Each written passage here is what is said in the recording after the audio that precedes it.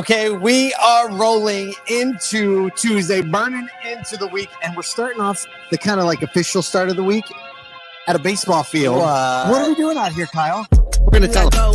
The people really want to know who I is and who I be. They stop We've done something right. That we professionally, in a professional capacity, are in a baseball field. This is what, we keep saying. We're like, literally the reason why we're recording TV shows and doing all this stuff is like we always wanted to be on a Tonight Show. We always wanted to stand on a baseball field. We always wanted to have a rock concert, or a touring band. Let's just think of the things. Actually, I wish we planned it out that well. Right, we're not great at that, but we did. Okay. We hope everybody had an amazing Labor Day weekend. We hope you sold a bunch of cars, barbecued a bunch of hot dogs and hamburgers, and are ready for September like full on. I know it was September like Friday, but now it feels like it's fall. It's full throttle. I had a couple like text conversations going on with some people, and it seemed like Labor Day weekend was hot, at least in a couple markets. So I'm sure September is just going to rock on. September is going to be extremely hot the second half of September because we're rolling up for a SoduCon. This weekend, we dropped 100%. Well, sans one room, 99.5% of the full agenda of a SoduCon. So if you've been holding on, you're like, I don't know, should I go? Is the content going to be right for me? You can view all the content or view it by stage, break it down, understand who's speaking on what topics, whether it applies to you. And we really I started looking at it, I was like, wow, it really hits every area of the dealership. Maybe not accounts payable, but pretty much every other one. So, wherever you're at in the dealership, there's something for you. Absolutely. And make sure you go and toggle through the agenda by stage. There is just rich wisdom as you go through these sessions stage by stage. You look at the dealers and the practitioners. You're like, wait, they're going to be there? They're going to be there? Yes. And they're all going to be in collaboration mode, meaning they're going to tell you everything. One of my favorite session titles, I started to get texts about this as soon as we released it. Stop wasting money on consultants. Yes. That's going to get some people fired up. That'll get you fired featuring up. Some dealers and some consultants having a really honest conversation about wasting money on consultants or making the right decisions ahead of time. So lots of great content like that. Go to AutoNation.com. Get your tickets now. There are still some rooms left in the hotel. Those are going to be gone, or at the very least, going to go up in price by like $200 a room. Right now, they're like $175 a night. Yeah, it's cheap. And $179, it's gorgeous rooms. AutoNation.com. We have some news to talk about today. We got some stuff. Lots happened. What else? We didn't throw this story in, but there was some news this weekend that got hinted at, half leaked, about a major dealer group buying another top 20 dealer group. So we're going to watch that news. If you haven't heard about it, there's some leaked information about to leak our news. We're not leaking it. We're just saying it has been leaked. So, but we do want to talk about some real news. We should for sure will. Also, I think we can't forget to mention Cars and Stream for co-sponsoring a SoduCon, being co-presenting sponsors. We can't thank them enough or encourage you enough that they are paying attention to the future of the industry. Not what is now, also what is now, but got some progressive stuff coming out too. A lot of fun stuff. All right, some news. As projected earlier this summer, F&I profits per vehicle are dropping, and 4 of the 6 publicly traded groups, they've reported this in their Q2 earnings. CEO Joe Lower of AutoNation said on July 21st call that AutoNation is averaging more than 2 products per deal, which has led to more than 70% of its F&I profits coming from products. Yeah, that's key because AutoNation was one of the 2 groups to actually raise their F&I profits. So it's interesting because when you look across and you're like 2 of the groups actually had. Who was the other one? Do you know? Now I'm forgetting. It's in the article. We've got it in the show notes and the links. But them citing this, them using the time in the pandemic to get better at the sales process in F&I led to a higher products per deal, which maintained their high F&I profitability. They've gotten good at it. So a pretty big deal there. Well, analysts are pointing to affordability issues impacting customers' ability to purchase the extra products like the protection products and et cetera, and falling vehicle. Wait, I'm sorry, I'm messing. We got sunglasses on. We got sunglasses notes on. Yeah. We're trying to talk to the camera.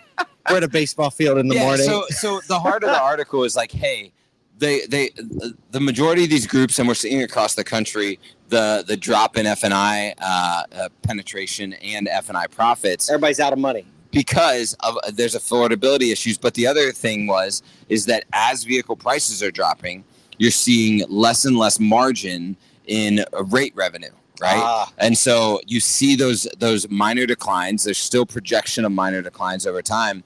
But analysts also looked at some of the groups like Driveway and even Group 1 with Acceleride, seeing higher profits per deal on anything that goes through the digital retailing platforms. So as adoption grows on that, they actually expect a rebound of some of the decline over the last couple quarters due to affordability issues.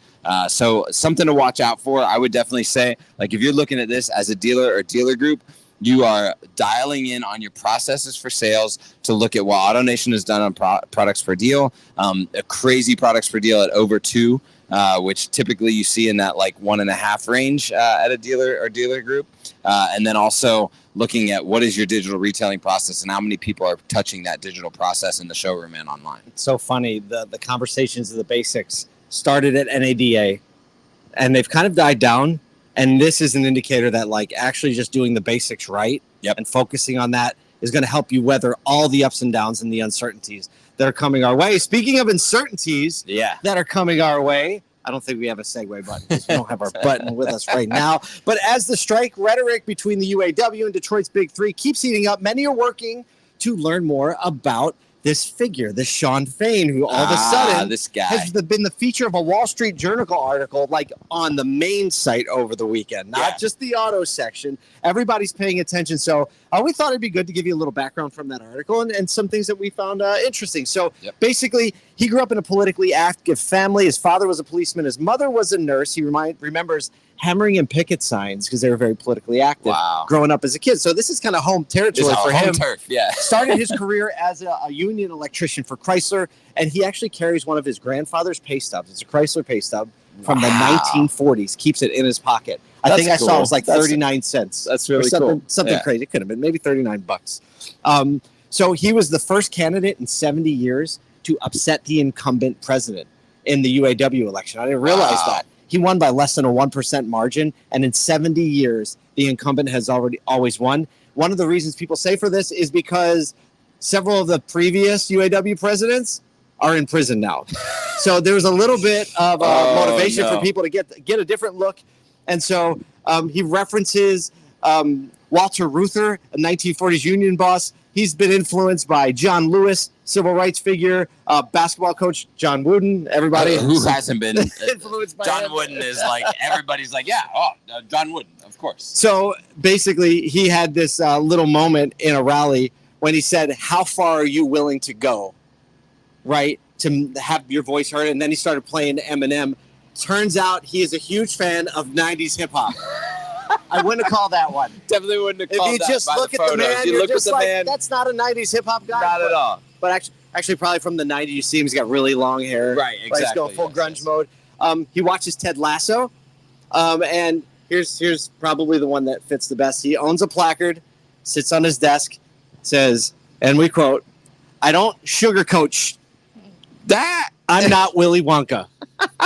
So I think we got some insight. Yeah, we got some insight. The other news, like the real news on the UAW stuff, is this weekend, Ford came with a pretty strong proposal back for them. They're pushing back on GM and Stellantis and saying, like, hey, they're not honoring good faith negotiations. They actually filed a complaint with like the Labor Relations Board. Yeah, so there's still a lot of things happening. We are less than a week now, or right at a week away from that deadline. So just going to be a lot of stuff heating up. We'll try and like drop that. That was a little bit longer of a look at Mr. Fain. It was kind of a feel-good look. Exactly. Because we don't want to start the week off. He's a real guy. He's a real guy, and we're not trying to talk about the bad stuff first. No, absolutely. Talk about the bad stuff in a good way. There you go.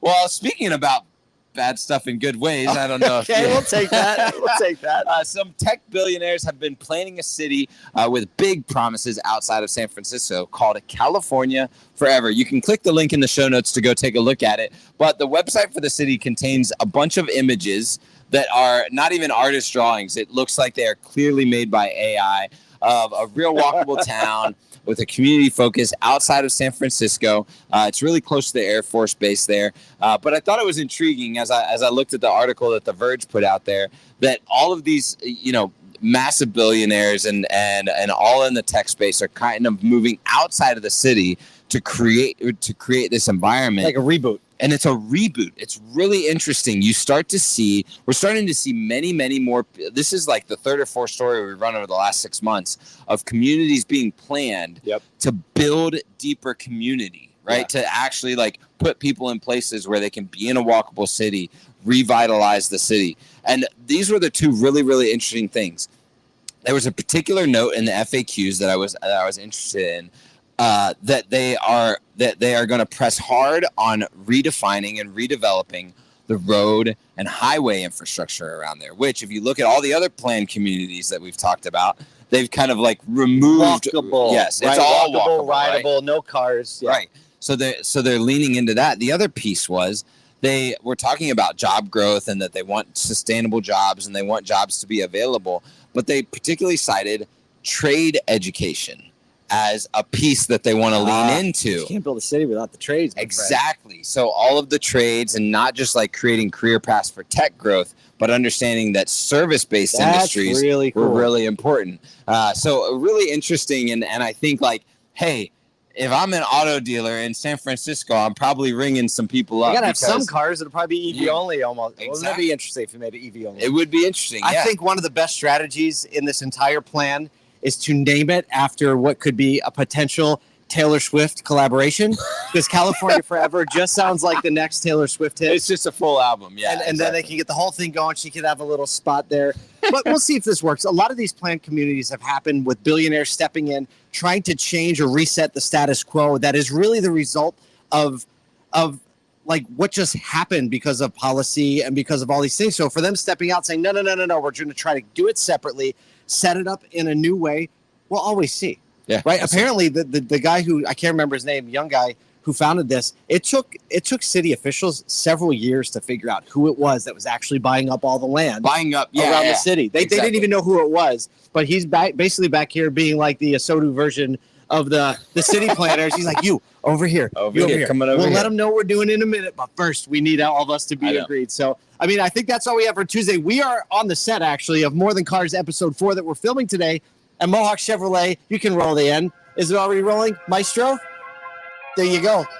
We're filming episode 4 right now. Episode 2 is coming out in just about a couple weeks. It's hot. Episode 3 is dropping at a SodaCon. Episode 4 is dropping while recording now. Got a couple things going.